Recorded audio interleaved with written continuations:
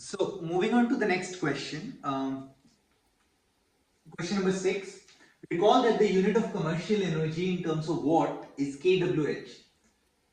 So we talked about this, I think, in question 2 or question 3, where we were talking about different units of energy which are more commercially used. There we discussed about electron volt, MT, or I think there was one more as calories. Here this is about kWh. There I talked about the kilowatt hour. kWh is the most commercially used unit which is used for electricity power consumption. And when we talk about electricity power consumption, we are talking about the kWh. That means the meter readings, which comes as 1 unit or something. Now, how exactly do we open up the kWh or the kilowatt hour thing? So if we have 1 kilowatt hour, let's say here 1 kWh, I can write this kilo as 1000, so 1000 watt hour. Watt is joule per second, so I can simply simplify it as 1000 joules per second and times hour. An hour is equals to 60 minutes times 60, because 1 minute contains 60 seconds. So this 60 times 60 seconds.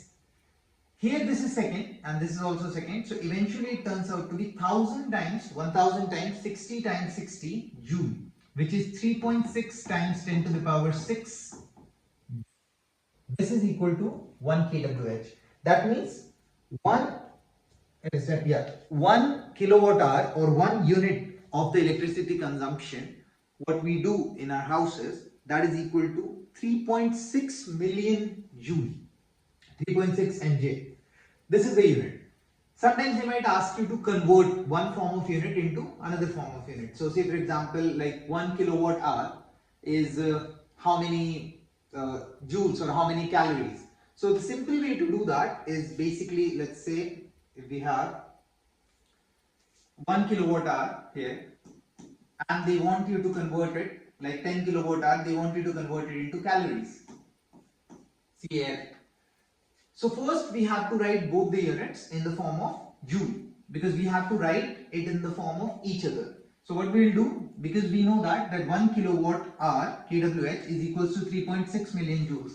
Let me find out if there is a space which is empty. Okay. Yeah, it is moving down. Okay. Okay. So here, if we have 1 kilowatt hour is 3.6 times 10 to the power 6 joules. 1 electron volt, let's say EV, is 1.6 times 10 raised to the power minus 19 joules. What if they ask you how many kilowatt hours in 1 electron volt? So how many kWh in 1 electron volt, or how many kilowatt hours in 1 electron volt? We need to find out. So we have 1 EV. I can write it 1 EV equal this number, that is 1.6. This is the charge of an electron. 10 to the power minus 19 joule. I have to convert it into kWh. So what I'll do times. Now kilowatt hour is 3.6 million joules. If I divide it and multiply it with the same number, that comes out to be 1. So there is this unit multiplication. What I'm doing, I'm dividing it with multiplying and dividing by 3.6 times 10 to the power 6. Divide 3.6 times 10 to the power 6. This is 1. So multiplying any number with 1 is not going to affect it. So this is 1. If I take this 3.6 times 10 to the power 6 and joule here, this entire thing combined is kWh. So I'm simply left with 1.6 times 10 to the power minus 19 over this entire term, because it is in the bottom, 3.6 times 10 to the power 6, and this entire term which I circled is basically kWh. So this becomes kWh. So 1 EV becomes these many kilowatt hours. You can simply put it in the calculator, it will give you the value. These many kilowatt hours is equal to 1 electron volt. This is how you basically interconvert units. It could be anything. It could be electron volt, it could be calories, it could be metric ton or whatever. The process is the same. Moving to the next question. Calculate graphically the work done on an object from an initial to final position using a force versus position graph. So, in grade 11 we are taught that integration or the definite integration gives me the area under the curve. So, whenever we have integral f dx, this will give me the area under the curve of force and position, force and displacement between A to B. This is the limit, definite integration. It is true for anything, like any two functions here. Force is dependent on displacement, and if I take the definite integration between A to B, this will give me the area under that particular curve. This is also giving me from x initial to x final, this is also giving me the work done by the variable force, if you remember. So if I have the force versus displacement graph, if we just simply find out the area under that curve, that will give me the work done by that particular force during or in that particular interval of the displacement. It can be anything, like it can be, this is force, this is displacement. Let's say it is like this, the graph is this way. And you need to find when x is 0 to x is equals to 10, you need to find the work done. So what you are going to do, let's say the force is 40, you will simply drop a line and calculate the area of this part. Mostly you will have either a triangle or a rectangle. Area of a triangle you already know. This is base, this is height. So area of the triangle is half times base times height. And area for the rectangle is L times B. Length into width. Basically. Most of the time you will have either of these two, or sometimes a combination as well. It could be like this. So what you do, you basically divide it into two parts. Solve the rectangle first, then solve the triangle, and eventually add them together. That will give you the total work. But this all is valid only when the force is in the vertical axis and x is in the horizontal axis. That means displacement is on the horizontal axis. What if they change it? They switch it. What if it happens like force is here and displacement comes here? It's very rare, but it might happen. And let's say the situation becomes like this. Then you will not calculate this area. This is wrong. Then you will calculate this area. This area, because area should be taken under the displacement curve, and this area will give you the work done finally. Let's take, if we have a question down there, 6.78. Okay, so here's the question 6.78. The question says the graph shows the component f cos theta. We are talking about only the component, which is along the displacement of the net force that acts on a 2 kilogram block as it moves along a flat horizontal surface. Find the net work done on the block. So we need to find the net work done. Remember this fx curve which I told you, this is valid only if the force and the displacement are acting in the same direction. That is why they have mentioned here f cos theta and not the f. Because f cos theta would act in the same direction as that of the displacement in this particular situation. Find the net work done on the block. So let's see, where is the graph which is given. Here it is. This is the graph. You need to find out the work done, the net work done. So if you need to calculate the net work done, this is the f cos theta, this is the displacement, net work done from the total work done in the situation. This is 0, this is 70. So if we calculate the work here, the area under this part, because force is on the vertical axis, displacement is along the horizontal axis, the area under this part is 0 because there is no area covered. In this part, the area is, this is 1, 2, 3, 4 and this is 1, 2. So that is 4 times 2. 4 times 2. You can also count the squares, 1, 2, 3, 4, 1, 2, 3, 4, that is 8. And here, if we go here, at this point, this is 1, 2, this is 2, and this is minus 1, that is 1. And this is down, so this work is negative, minus 2, because 2 times 1 is 2, so this becomes minus 2. So what will be the total work done? Total work done will be 8 minus 2, that is 6 joules. The first part of the question. To find out the total work done. The second part of the question says you need to find the final speed of the block if it starts from rest. It is starting from rest at s is equals to 0. We need to find the final speed of the block. We know that total work done total is equal to change in kinetic energy, delta K. That is K final minus K initial. The total work done we have calculated is 6. K final, I don't know. K initial, because it is starting at rest, is 0. So I can simply say the total work done 6 is equals to K final, that is half times mass. Have they given the mass? Probably they've given the mass in the question. We'll go back again. Mass times velocity final square. This we need to calculate. 6 is what we have calculated before, the work done, total work done. Half, I already know, it's a number. Mass, they must have given it in the question. I'll quickly check. 6.78, yeah, here. 2 kg block. So the graph shows the component F cos theta of the net force that acts on a 2 kilogram block. So I have the mass, I have the work done, that is 6 equal half times mass is 2 times velocity final square.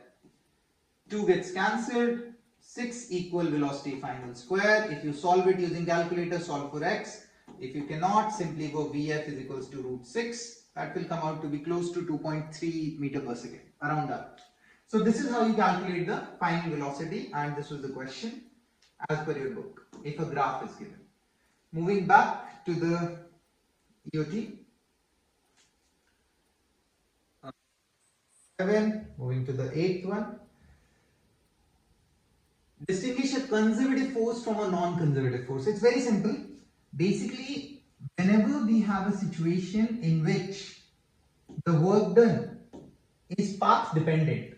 What do you mean by path dependent? Let's say this is point A, this is point B, and I'm taking an object from A to B through this path.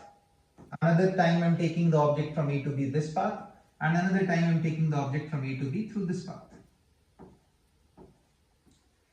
If the work done by path 1, path 2 and path 3 are same or equal, then the force which is acting on the object is conservative. But if they are not equal, then the work done is done by a force which is non-conservative. Some examples of conservative forces are like gravity, spring force. Some example of non-conservative forces like friction or the viscous force. Viscous force is the friction of the fluid, in one sense you can say. So this is the basic difference. In another terms, you can also say that, let's say if an object starts from here and comes back to the same position. So the initial and the final position are the same. So this is working on a closed path. So the displacement is 0. If the work done along the closed loop is 0, then the force is conservative. Because as per this, it does not matter which path it took. The final and the initial position are the same, so therefore work done is 0. But if the work done is non-zero, then the force which is acting in this situation is non-conservative force. Yeah, this is the situation. If we start from A, go back to A, in any situation, if the work done is 0, that is conservative forces. If the work done is non-zero, that is non-conservative forces. Any path. Like friction, we have discussed this in the class. If we calculate the work done by the friction on a closed path, okay, let's do it. Let's just quick recap. So, if the work done, let's say this is an object. This object is going here and then it is coming back here. Any force is being applied. Let's say the force, a person is applying the force. And when the object is going in this direction, there is friction acting in the opposite direction. So to find the total work along this path and this path, what we will do, we will calculate work 1, then work 2, and then we will add them together to find the total work. Let's see work 1. When we talk about work 1, The displacement is, let's say the displacement is, I don't know, x. So force is work done by the friction. Remember, we are calculating the work done by the friction, and this thing you should remember that whenever we have to calculate the work done by a particular force, we do not care about any other force. We care only about that particular force. So work done by the friction in the first part. Friction is acting in this direction. So let's say this is the friction force, Fr, I don't know, times displacement, which is x, times the angle. Angle between friction and the displacement is 180. So cosine 180, which is -1. So it becomes minus Frx. Work done 2, because cos 180 is -1. In the second path, when the object is being pushed here, friction would automatically start acting in the opposite direction, because the object is being pushed there. So friction will be here and the displacement is here. So work done will be friction times displacement is same, x, times angle between the friction and the displacement is back to 180, because friction would change its direction to opposite, and this will become minus Frx.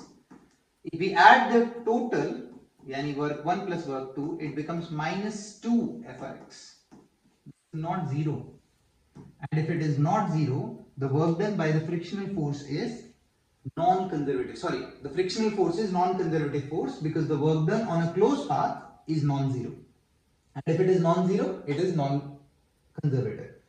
At the same point, let's talk about gravity. So if we talk about gravity, there is this object. I took it down on the ground, then I took it back up. So again, we'll do the same thing. Work done 1, work done 2. Gravity is acting down, mg. Displacement is also down. Let's say the displacement is h. So the work done 1 will be mg, that is the force, times displacement, that is h, times angle. Force and displacement are in the same direction, so cosine 0. I am talking about work done by gravity here. Gravity. Work done 2, when the object is being taken up, displacement is up, but gravity is still acting down. So the angle is 180. So this becomes mg times displacement is h times angle is 180, because the angle this time is 180. So eventually the work done becomes minus mgh. And if I calculate the total work done, this becomes 1 plus 2, that is mgh plus, and mgh minus turns out to be 0. And that is why the work done on a closed path for gravity is 0, and therefore gravity is a conservative force compared to frictional force, which is a non-conservative force, because the work done on a closed path was non-zero. Moving to the next question.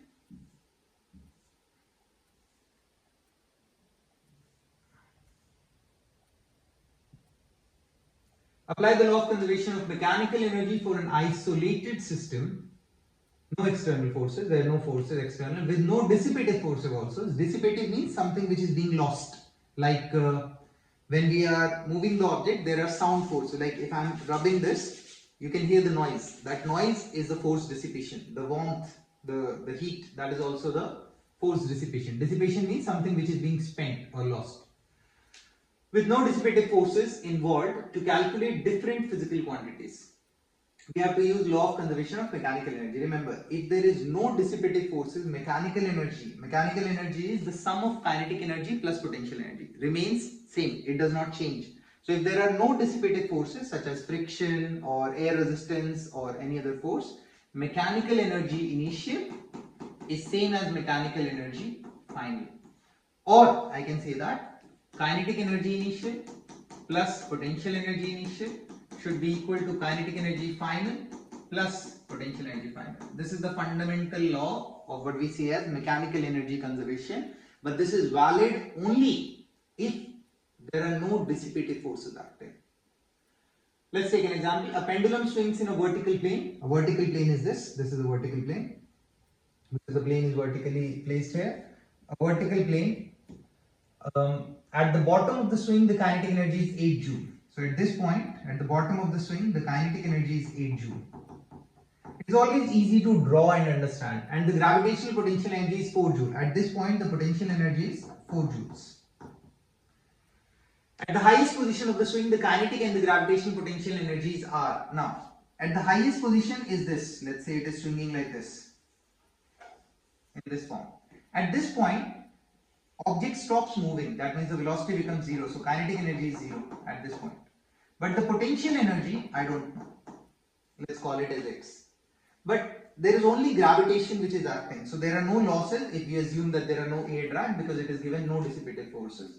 So in this situation, the sum of kinetic and potential here, Ke initial is 8 plus Pe initial is 4 is equal to Ke final, which is 0, plus Pe final, which is x. So x comes out to be 12 joules.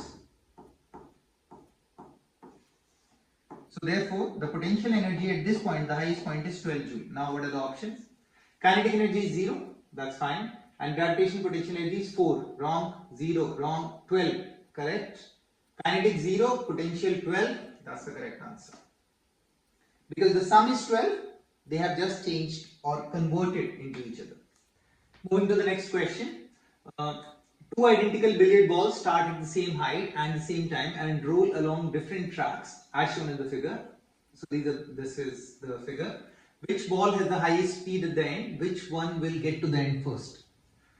So they have not mentioned anything. Probably there is no friction, because the topic itself said no dissipative forces in the beginning. So there is no friction. Assuming that there is no friction, which ball has the highest speed at the end? So let's try to understand this. This is releasing from height h. This is also releasing from the same height h. So the energy with which it will come down will be mgh, and that should be converted into the kinetic energy, that is half mv square, if there is no losses. So velocity will come out to be root 2gh. Here as well the velocity will come out to be root 2gh, because same height, nothing is different till here at this point. Now what's happening, because there is no friction, nothing, so this will start moving, this ball will start moving horizontally, this ball will also start moving horizontally. Till this point. After this point, what happens, there is a small ditch here. If there is a small ditch, so that means there is a further dip. If there is a further dip, this velocity will increase at this point. The velocity will go higher. Here the velocity will remain same. So this velocity has increased. So in this zone, this ball will travel faster compared to this ball. So this will reach at this point relatively before, like slightly before than this particular ball, than the first ball. Why? Because here it has come down and then the speed has increased average, and then it bounces back and comes back to the same speed what it was, because here it will slow down. It has been moving throughout with the same speed. Here the speed has increased and decreased. Come back to the same position and then move further. So they both will reach with the same speed v, but this will reach before than the first one. So that's, let's say this one will take t2, this one will take t1. So t2 will be less than t1, because the average speed of the second ball is more than the average speed of the first ball.